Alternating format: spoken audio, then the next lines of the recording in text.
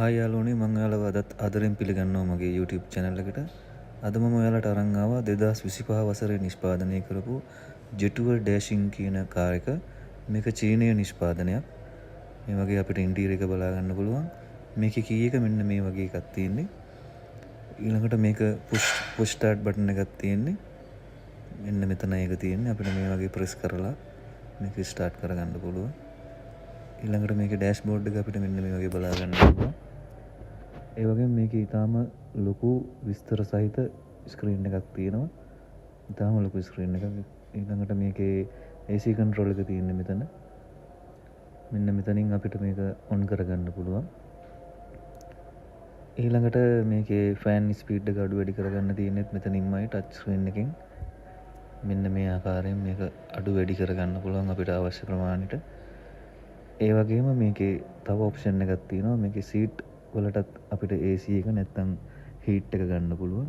ඒක තියෙන්නේ මෙන්න මෙතනින් ඔන් කරගන්න තියෙන්නේ.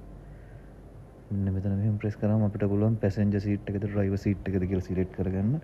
මෙන්න මෙතනින් AC එක එනවා. ඒ කියන්නේ කූල් එක. මෙතනින් හීට් එක.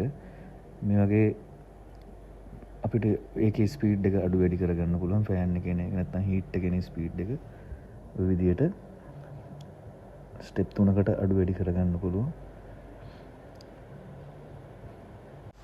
මේකේ ටෙම්පරේචර් කන්ට්‍රෝල් එක තියෙන්නේ මෙතන.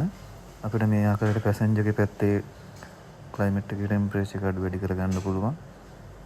මේ පැත්තෙන් ඩ්‍රයිවර්ගේ පැත්ත මේ ආකාරයට අපිට අඩු වැඩි කරගන්න පුළුවන්. ඒ වගේම මේ සීට් එකේ කූල් එක නැත්තම් හීට් එක අපිට අවශ්‍ය ප්‍රමාණයට මෙන්න මෙතනින් මේ ආකාරයට සකස් කරගන්න පුළුවන්. එහෙම හැකියාවකුත් මේකේ තියෙනවා.